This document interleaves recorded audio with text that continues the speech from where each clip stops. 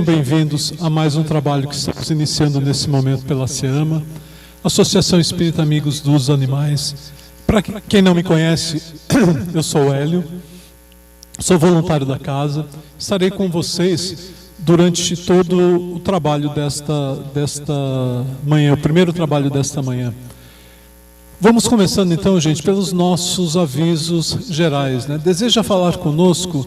Entre no site da ASEAMA, é o www.aseama.org.br. Lá tem um chat que eu fale conosco, onde os nossos voluntários estarão atendendo às suas solicitações e esclarecendo as suas dúvidas. No chat você vai encontrar também um link para baixar a revista Espírita Digital da ASEAMA. Nós temos vários números publicados. Você pode ler, né, no PDF que você baixa, ou se você tiver um celular com Android, você pode baixar o app Revista ASEAMA e ler a Revista Espírita diretamente no teu celular. E lembrando que nós temos também mais de 100 podcasts Fala Animal publicados em duas versões. O áudio para crianças, o Fala Animal para crianças, são mais curtinhos, né, com historinhas e personagens humanos e animais, para prender a atenção da garotada, mas esclarecê-las ao mesmo tempo, tá bom? E lá você vai encontrar também um link para a loja virtual da ASEAMA, que é o ASEAMA Gastronomia, onde você pode adquirir salgados, congelados e também o livro Evangelho dos Animais, com a vantagem de entregar na casa de vocês. Dependendo do valor da compra, o frete é gratuito. E agradecendo a todos vocês, gente, que têm nos auxiliado esse tempo todo com a campanha permanente de ração para os gatinhos do santuário. A gente agradece imensamente o saco de ração que vocês nos doam. A gente só pede que seja da marca Golden, tá? Qualquer tamanho, qualquer sabor, mais da marca Golden, que é o que não causa desarranjo gastrointestinal nos gatinhos do santuário. Beleza? Muito obrigado, gente. E a mensagem que a gente tem que dar, ultimamente não tem acontecido, tá? Mas antigamente, assim que a gente iniciava a transmissão, eram postadas mensagens de algumas pessoas falando que estavam passando por dificuldades extremas, solicitando que vocês fizessem PIX, transferências. A gente pede, gente, não façam isso, não façam PIX, não façam transferências, porque infelizmente tem gente aplicando golpes, tá bom? E se alguém realmente estiver passando por dificuldades, entre em contato conosco e veremos como é possível estar auxiliando. Esses foram os nossos avisos gerais. Vamos agora aos avisos referentes ao trabalho, né? Qual que é a lição de casa de vocês? Fazer o Evangelho no lar junto com o animalzinho, pelo menos uma vez por semana, com o dia da semana e hora marcados, porque vocês estão marcando um encontro com a equipe espiritual que vai na casa de vocês, por isso precisa ser o mesmo dia da semana e a mesma hora. Caso vocês já façam o Evangelho no lar para a família, escolham um outro dia ou pelo menos um outro horário, pois são equipes espirituais distintas, tá? Em casos mais graves, você pode fazer o Evangelho diariamente ou até de hora em hora. Esse diariamente ou de hora em hora não precisa marcar hora. O de hora em hora é uma estrutura mais simples, só para subir a vibração, né? Você faz uma prece, lê um trecho do Evangelho, só para subir a vibração e se conectar com a equipe espiritual que está no lar de vocês.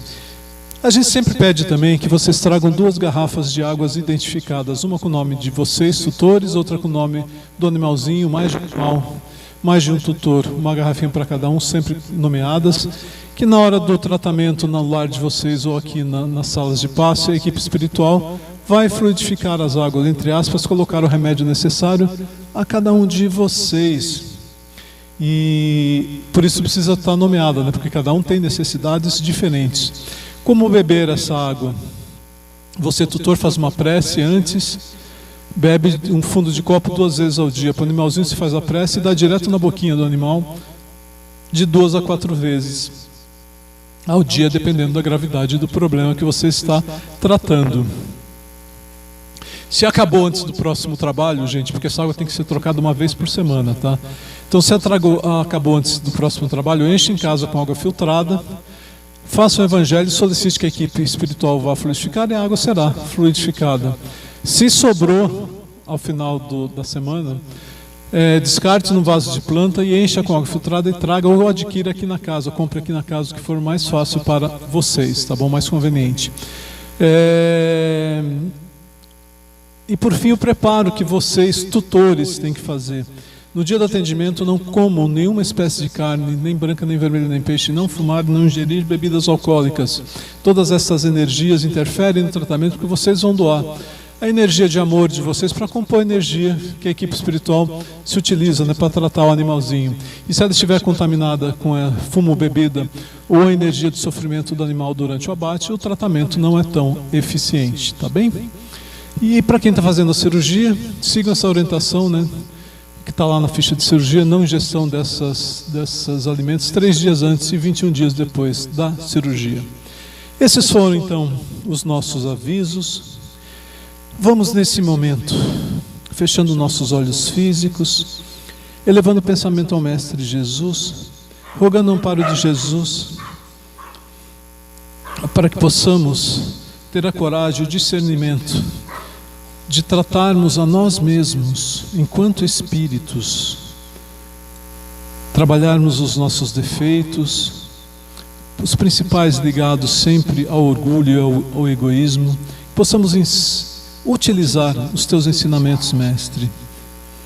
Ao nosso turno, que possamos auxiliar a tua obra para o planeta de regeneração, conscientizando a humanidade que os animais são espíritos em evolução, com direito ao amparo, com direito à vida.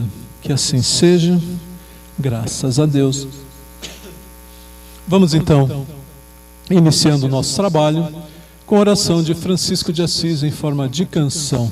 Pode passar aqui pelo meio, pode passar aqui, ó.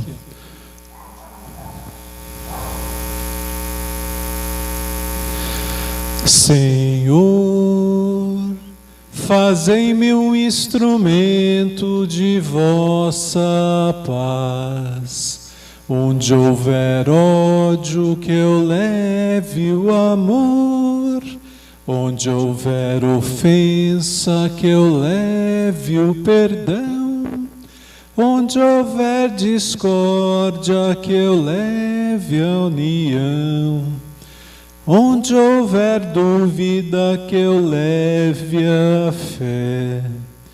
Onde houver erro, que eu leve a verdade. Onde houver desespero, que eu leve a esperança.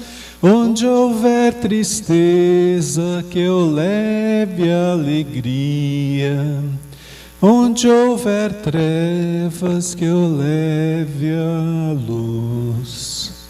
Ó Mestre, fazei que eu procure mais consolar que ser consolado, compreender que ser compreendido, amar que ser amado, pois é dando que se recebe, é perdoando que se é perdoado, e é morrendo que se vive para a vida eterna.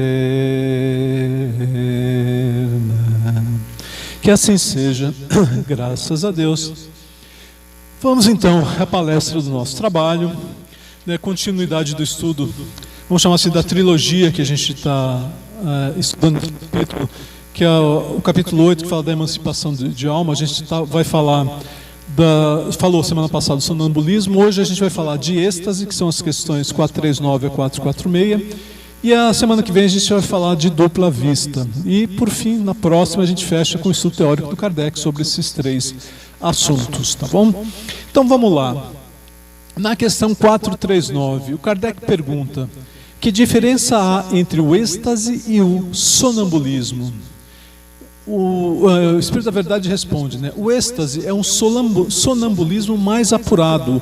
A alma do estático ainda é mais independente, ou seja, relembrando, né? Quando a gente dorme, nossa alma entra em estado de emancipação de alma, preso ao corpo ainda, mas o espírito fica livre para transitar pela espiritualidade, mas volta ao acordar a reacoplar ao corpo. Vamos chamar dessa forma. No estado de sonambulismo, o espírito também fica em estado de emancipação da alma, só que ele se utiliza do corpo físico como um instrumento, porque quem vê estado sonambúlico em casa, não no centro espírita, o sonambulismo induzido, vê que a pessoa levanta, vai fazer coisa, abre janela, abre geladeira, faz qualquer tipo de coisa, sem ter a consciência daquilo que está acontecendo, né? O estado de êxtase é um sonambulismo muito mais apurado, muito mais profundo, onde o espírito efetivamente sai a mundos... a planos, a mundos existentes no plano espiritual, e o corpo do estático ele fica parado. E pode ter até algumas alterações físicas, tipo alguns tremores, pode alterar a respiração, e frequentemente ele perde totalmente o contato com o plano material, né? Ele não interage com o plano material, com o corpo físico no geral. Acontece essa situação que é temporária também, que o espírito continua preso pelo laço fluídico ou pelo cordão de prata, né? Na questão 440, o Kardec pergunta: o espírito estático penetra realmente nos mundos superiores? Lembrem-se, né? A gente nunca fere as leis de Deus, as leis da natureza, né? Se eu sou um espírito pouco evoluído que não tem acesso a mundos superiores, eu não posso viver nesse mundo, trafegar nesse mundo, vamos dizer assim, né? E o Espírito da Verdade fala assim: ele vê esses mundos e compreende a felicidade dos que habitam. Daí nasce o desejo no estático de permanecer, né, nesses mundos onde ele tem a visão. Há, porém, mundos inacessíveis aos espíritos que ainda não estão bastante purificados. Então ele consegue ir até certo ponto. Mas, lembrando-se, apesar da alma estar em estado de emancipação, né, em relação ao corpo físico, há sempre as preocupações inerentes, né, à nossa realidade atual, a realidade atual do espírito. Na questão 441, quando o estático manifesta o desejo de deixar a Terra, fala sinceramente, não o retém o instinto de conservação? Isso é comum em espíritos que têm essa capacidade, né? Eles veem os mundos tão mais felizes do que o que a gente habita aqui, que ele não deseja voltar. Mas falando de verdade, o Espírito da Verdade fala que isso depende do grau de purificação do espírito, né? Se este verifica que a sua futura situação será melhor do que sua vida presente, esforça-se por desatar os laços que o prendem à terra. Mas, se isso acontecesse, efetivamente, o que aconteceria com o corpo físico? Morreria, o corpo físico morreria, efetivamente, né? E aí, na questão 442, dando continuidade à pergunta do Kardec, né, ele fala assim: se o estático fosse deixado entregue a si mesmo, poderia sua alma abandonar definitivamente o corpo? Sim, poderia, e o corpo poderia morrer. Por isso que é preciso chamá-lo, né, induzi-lo a voltar, apelando para tudo que se prende a esse mundo, fazendo sobretudo compreender que a maneira mais certa de não ficar lá, onde vê que seria feliz, porque se efetivamente ele se insistisse, ele não iria para lá quando desencarnasse, né?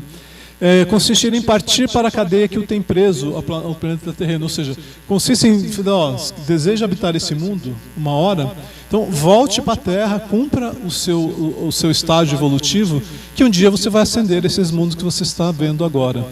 Se você interromper esses laços, isso não vai acontecer, né? Então é uma conscientização efetivamente, mas por vezes é muito forte o desejo do estático quando se encontra nesta situação, né? Na questão 443, o Kardec pergunta: pretendendo que lhe é dado ver coisas que evidentemente são produtos de uma imaginação, que as crenças e prejuízos terrestres impressionaram, não será justo concluir-se que nem tudo que o estático vê é real? E aí o Espírito da Verdade faz uma parte, né? O que o estático vê é real para ele, né? Mas como seu espírito se conserva sempre sob a influência das ideias terrenas, pode acontecer que veja a seu modo, ou seja, que o interprete de maneira equivocada, ou de acordo com os seus conhecimentos daquele momento. Ou melhor, que exprima o que vê numa linguagem moldada aos preconceitos e ideias de que se acha imbuído no momento. Embora esteja vendo uma coisa, ele pode interpretar e expressar uma coisa distorcida. Ou então, pelos vossos preconceitos e ideias, a fim de ser mais bem compreendido. Nesse sentido é que o Espírito da Verdade fala que o estático pode errar. Mas o que determina isso? Efetivamente o grau evolutivo, né? E para compreender mais profundamente, o Kardec pergunta: que confiança se pode depositar nas revelações dos estáticos? E o Espírito da Verdade fala, né? O estático está sujeito a enganar-se muito frequentemente, sobretudo quando pretende penetrar no que deva ser um mistério para os homens, porque então se deixa levar pela corrente de suas próprias ideias, ou se torna joguete na mão de espíritos mistificadores que se aproveitam do estado de exaltação que ele se encontra para mistificá-los. Só que se for um espírito um pouco mais evoluído, ou que está num serviço a bem da humanidade, como foi João Evangelista, por exemplo, quando ele estava preso na ilha de Patmos. Ele fazia essas viagens, ele tinha essas visões, que por vezes seu corpo permanecia lá, num estado de êxtase mais profundo, ele tinha essas visões aí, que o livro Apocalipse, né, de João, que ele escreveu, tem muito dessas visões que ele teve. Obviamente, adequado, porque hoje a gente lê o Apocalipse de João, não compreende muitas passagens, ou compreende depois que passou, dada a interpretação da forma como ele escreveu, né, com os conhecimentos que ele tinha àquela época. E aí na questão 445, Kardec pergunta: que deduções se podem tirar dos fenômenos de sonambulismo e do êxtase? Não constituirão uma espécie de iniciação da vida futura? O Espírito da Verdade fala que, a bem dizer, mediante esses fenômenos, né, o homem entrevê a vida passada, em determinadas ocasiões, e a vida futura, né? E eles, falando de verdade, falam, né, estude e achará o aclaramento de mais um mistério que sua razão inutilmente procura devastar. Ou seja, efetivamente, eu tenho acesso às coisas que se passaram e posso ter as coisas que se passarão, acesso a essas informações que virão a acontecer ainda. De novo, tudo relacionado ao grau evolutivo daquela pessoa, né? Daquele espírito, na realidade. E na questão 446, poderiam tais fenômenos adequar-se às ideias materialistas? Aqueles, e o Espírito da Verdade fala, né? Aquele que os estudar de boa fé e sem prevenções, não poderá ser materialista e nem ateu, porque não há como ser materialista e ateu, estudar esses fenômenos, efetivamente estudar seriamente e não compreender que isso se trata efetivamente de fatos espirituais, né? Muito além da matéria. Então, o próprio Espírito da Verdade já disse, né, que Deus nos deu esses dons para que pudéssemos promover o nosso adiantamento. Então, se a gente faz usos nobres desses dons, nós estamos acelerando a nossa evolução espiritual. Se a gente faz uso pouco voltados para adivinhação, você vende o serviço com base nesse dom que você tem, por exemplo, não é uma coisa que você está trabalhando para a tua evolução propriamente, né? Então, o Espírito da Verdade sempre nos deixa atento a esses fatos. Então, esse aqui é o segundo tema, né, do estudo que eu falei, dessa trilogia que a gente vai estar estudando. A gente falou do sonambulismo, falou do êxtase, e na semana que vem, a Fernanda vai fechar com vocês o tema da dupla vista, né? E na próxima semana a gente faz o fechamento efetivo, né, do resumo teórico que o Kardec coloca sobre esses três temas. Tudo bem, gente? Vamos então, finalizando a nossa palestra desta manhã, mais uma vez, fechando nossos olhos físicos, elevando o pensamento ao Mestre Jesus, rogando ao Mestre que envie suas vibrações de amor e equilíbrio para toda a humanidade, que envolva todos os animais do planeta em seu imenso amor e também proteja as nossas famílias, os nossos lares e a nós mesmos. Que assim seja, graças a Deus. Damos por finalizado o primeiro trabalho desta manhã. A vocês que estão nos assistindo à distância, permaneçam em prece em recolhimento por mais 15 minutos, que as equipes já estão se dirigindo aos lares para cirurgias e os tratamentos não cirúrgicos. Um bom domingo e uma boa semana a todos.